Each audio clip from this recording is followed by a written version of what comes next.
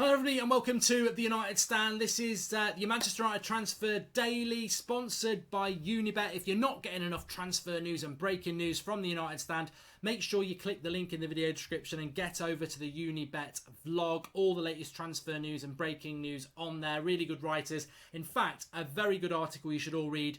The top five midfielders Manchester United should be looking at to bring in as a replacement for Paul Pogba, and I can let you know that Ndiddy's in there. So give it a watch, link in the video description for that. But a very packed show to talk about today. We didn't do one yesterday, so there's a bit of an overspill from that. And also there's a lot going on as well. I just want to read you something from James Cooper, one of the Sky Sports presenters, who said that it feels like Manchester United expect bids to come in for Pogba and Lukaku, which is what I said. That was my interpretation from the press conference, and I know a lot of you felt that as well. I think that's what Ollie was saying, that we don't have to sell players, but he did seem very non-committed on whether Pogba and Lukaku would be here at the start of the season. I think they will go, and James Cooper was saying that United would probably be looking at certainly a centre-back, maybe a midfielder, and maybe a striker as well.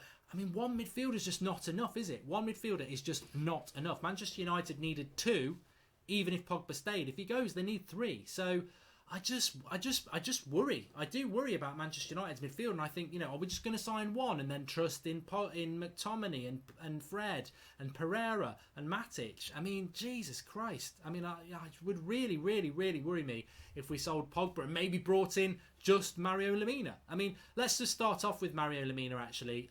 He has saved all the YouTube compilation people a job, because he tweeted out yesterday, I'm sure you all saw it, Mario Lemina, who Manchester United linked to, he actually tweeted out his own compilation clip of his best bits. And, I mean, this is a first, a footballer doing that themselves. But I don't think Manchester United are going to sign Mario Lemina, right? And it makes me laugh, because I just don't rate the guy. I don't rate the guy. He's 25 years of age. He seems very up himself. He has been adamantly wanting to get out of Southampton. So he comes to United, he does okay for 2 years, and then he's like, my journey's over, I want to go to Real Madrid now. So I just don't like that sort of personality. I don't. And people can say, well, you wanted a Cardi and he's got an attitude. But Yamina's desperate to get out of Southampton, who are not a great team. Icardi's not desperate to get out of Inter Milan. He knows he's going to leave, and he may have a bit of an attitude, but, there's a very, very big difference. A player that's going to go for 15 million because Southampton won't get to get rid of him. And I tell you where you get the best judgment of Lemina. Go and read the replies to Yamina's tweet from Southampton fans, because they're not losing any sleep that he's going to go. But United fans are suddenly going, he's definitely better than Herrera. I mean, even Rance said it. What are you on about? Did you get knocked out in that boxing match that you easily won? I don't know, because I don't know what you're on about, mate. He's better than Herrera. I know that you don't like Herrera and you wanted Herrera to go, but tell me where Lemina has shown any evidence that he's better than Mark Noble. Herrera was a good midfielder. I get that people wanted him to move on, but Yamina's not better than Herrera. Yamina's not better than Fred, and he's not better than Pereira, because he probably is better than Pereira, actually, but he hasn't, and he probably is better than Fred in the Premier League, but he's not stand-out player. And I actually am going to say, categorically, I don't think Manchester United are in for him, which means we'll probably have him signed by lunchtime. But I don't think we are, because he's not the player that Ole Gunnar Solskjaer is looking at. He's not particularly young. Has he got loads left in the tank at 25? I certainly think there's a player in there in him. He certainly believes there's a player in there in him, definitely with his compilation clip. But he is injury prone. He has moved around a few clubs. He's not fulfilled his talent, and he clearly has a bit of an attitude. And I don't think that is the type of player Ole Gunnar Solskjaer wants at Manchester United. I think Ole Gunnar Solskjaer wants somebody that's going to come to this club, be in awe of this club, work hard at this club, and I don't know that Lemina fits in with that. And actually, he's taking all that away, he's a massive risk. Is he actually that good? To me, Lemina, from the little bits I know about him and the research I've done a lot about him over the last 24 to 48 hours, he would come in and be a bench player anyway. So I think we need far better than that. I think we need quantity, not quality, as I've said before. Moving on across the list, I mean, look, if Paul Pogba goes, and I think Paul Pogba will go, where are we looking at? What are we looking at to replace Paul Pogba? I think Bruno Fernandes and another midfielder, whether it's Longstaff or Lemina or whoever, they need to come in, and then you need a Pogba replacement as well. We need three midfielders, as I said. So It's interesting because the Guardian are saying that there's been no bids for Christian Eriksen from Spurs, despite the fact that he's made it clear that he probably wants a new challenge. Only got 1 year left on his contract. Would Manchester United make a move for him? I think he'd be a very good player to bring in as a replacement for Pogba if Pogba went. Whether he's better than Pogba or not isn't really relevant because it's not about that. That's one thing I do disagree with that I see with fans at the moment, where they're saying he's not better than Pogba. Milinkovic-Savic isn't better than Pogba. Fernandes isn't better than Pogba. Eriksen's not better than Pogba. Paul Pogba wants to leave. We might not get a player who's better than Paul Pogba. You know, Paul Pogba, whether it's marketing ability or actual footballing ability, I don't think there's any arguments that he's one of the top 5 midfielders in the world. We're not going to bring a top 5 midfielder in the world to replace Paul Pogba. We're going to have to go slightly down market, slightly risk. And Eriksen could do that. But whether United can deal with Spurs, I just don't know. Milinkovic-Savic is a little bit more interesting. I personally don't think we're in for him. I think we're being mentioned around him because it's logical to think, oh, Pogba's going to go. Who could replace Paul Pogba? Milinkovic-Savic. Oh, United wanted to sign him a year ago and he wants a move. Oh, let's put it all together and what do we want? 2 + 2 is 4. But the latest with Milinkovic-Savic, and it's all coming from Italy, which I suppose is encouraging because Italy is where he plays for Lazio, is that he was back at pre-season and he was asked directly by a fan or something whether he was going to stay. He said nothing. There's talk of a bid from Manchester United for about £68 million, but Lazio want €100 million, which is going to be around £90 million. But having said that, I don't think Manchester United make any move for any player, whether it's Eriksen, Milinkovic-Savic or any player, until they know what's happening with Paul Pogba. And the big thing with Paul Pogba is Real Madrid going to back up their interest? Are they going to do that? Or are they going to persist with offering us up players and things like that? So that's going to be very interesting what happens with Pogba. On to Harry Maguire in the middle. Hit the man in the middle, Harry Maguire. He's back in pre-season training. He's in France now with Leicester pre-season.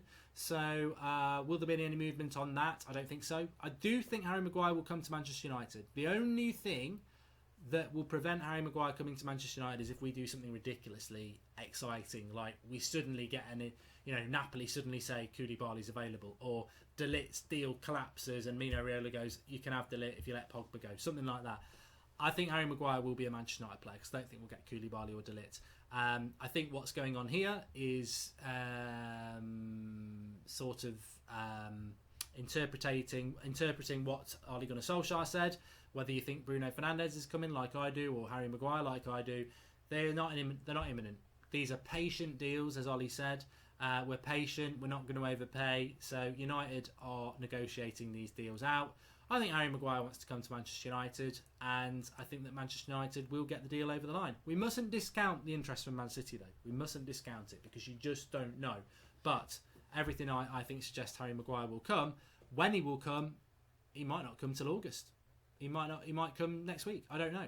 I really would not be that person who starts saying United are definitely going to make a signing this week or last week. I think we could say that for the last month because we were thinking, well, pre-season's coming up. We don't do business on tour. We've got to do some business on tour. I just don't know when we're going to do it, and that's the honest truth. I do think Harry Maguire will come, and I do think Bruno Fernandes will come. I just don't know when that is going to happen. Very interesting on the outs from Manchester United at the moment. Some talk yesterday about Fred going to Roma. Now, this was mentioned a few weeks ago, and it's come out again. United would want a large proportion of his wages to be paid for that to happen, but Fred is not part of the pre-season tour. He didn't go on tour for personal reasons, and he's still not linked up again. We don't know what those personal reasons are. He's certainly not a first-teamer anyway, is he? I thought he played very well towards the end of March when we had some injury problems, and I thought, keep playing him. He's making mistakes, but there are some good bits. Keep playing him, because that's the only way we're going to get the best out of him. And the first opportunity when everyone was back fit, he was back on the bench again. I don't think Ole Gunnar Solskjaer and his coaching staff rate Fred. I don't know who was behind finding him. I don't know who was behind buying him. I don't know whether it was Mourinho or what. But I don't think Solskjaer rates Fred. And I'm not convinced he rates Delot either, which is why I think Wan-Bissaka's come in. But I don't think he rates Fred. Could we afford to loan Fred out? No, not really. I mean, our midfield has lost Herrera, Fellaini, and probably going to lose Pogba in the space of 6 months. You can't, if you let Fred go as well. I think we will keep Fred. But long term, is he part of the plans? I'm not so convinced. I don't know what you lot think. Matich was mentioned again. Apparently Manchester United have turned down an offer from Inter Milan for 9 golan. And I think a bit of money for Matich. A lot of people were happy about that. Personally, I would love to see Matich go. I would love to see Matich go. It's nothing personal. I just think if somebody says to me you could sell Matich and Lukaku this summer, how do you feel? I say I feel very happy. Pass me the Pims. I feel really, really happy because it's not always about the personnel. It's not about who we bring in. It's about what are Manchester United's big weaknesses. And I look at that United side, and everyone will say, well, right back, Ashley Young was a weakness. Yes, he was. Hopefully we've addressed that. But the biggest issue for Manchester United is, look, teams can exploit Ashley Young and they can get goals there. But where are we going to score goals from? And I look at United's big problem last season, and I never wanted Matich and Lukaku. I'll back any player that comes to the club because they're a new signing and they're wearing the shirt. When I don't back them is when they, when they turn out to be the player you thought they were going to be, or they turn out to be the player you didn't think they were going to be, and they fail in a shirt like Alexis Sanchez. That's when I lose interest in them. And of course they could bounce back, but with Lukaku and Matich, my issue with when we signed those two players was that Lukaku's got no first touch, so how can you build the play up through him? And he's a flat track bully, so when you need a goal against the top teams, will he take the chances? And he doesn't. With Matich, I thought Matich was a very good player at Chelsea, but I could see that he was declining, and I could see that the modern football game was changing away from a player like Matich.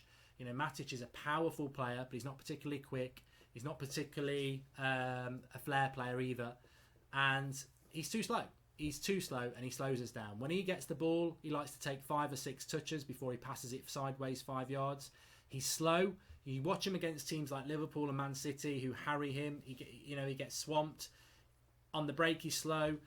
And he's in such an important position as that CDM. So I would love Matich to be sold. And I think Solskjaer knows he needs to move Matich on. I just don't think he can do now because his midfield plans have been decimated. I don't think he wanted Herrera to go. He definitely didn't want Pogba to go. And then if you lose Matich as well, it's too many problems. So I think we already know this transfer window, no matter who we sign, there's still going to be issues in that team that Ollie would like to solve. He just hasn't got the time to do it. But if Matich went, because apparently Inter Milan or AC Milan are interested as well, I would love it. I would love it because we will be a better team without him in it. Because we need a more dynamic, progressive, faster midfielder in that CDM position, which is maybe that position would, people would say, well, why don't you want Lemina then? Well, because I want somebody better than that. There are players out there that we could bring in who are better than that. Whether the Lemina is better than Matich, I don't know. I don't know. I really don't. I think it's an interesting one, but we just don't know. What else? I think that's about it, everybody. But link in the video description for the Unibet. Let me have a quick look, actually. Let me just get that right. Yep, link in the video description for Unibet vlog. Article, very good article about 5 midfielders Manchester United should be looking at this summer. A couple of surprises in there, so give it a click and give it a read. Smash a like on the video. Make sure you're subscribing if you're new. We're on that road to 500,000 subscribers, so please like the video, subscribe if you're new, bottom right hand corner, and share it if you have already subscribed.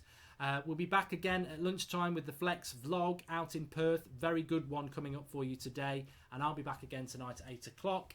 Lots and lots to talk about, I'm sure. Hopefully some more developments for us to talk about. Thanks, everyone. Get your comments in below. What are you thinking about Manchester United's transfer business, midfield options? How many do we need? I think we need 3. Am I being a bit unfair on Lemina? Or do you, I just don't think we're in for him. I just do not think we're in for him. We'll go and sign him at lunchtime now. Thanks for watching. Go and give the Unibet vlog a read about the top 5 midfielders Manchester United should be looking at this summer.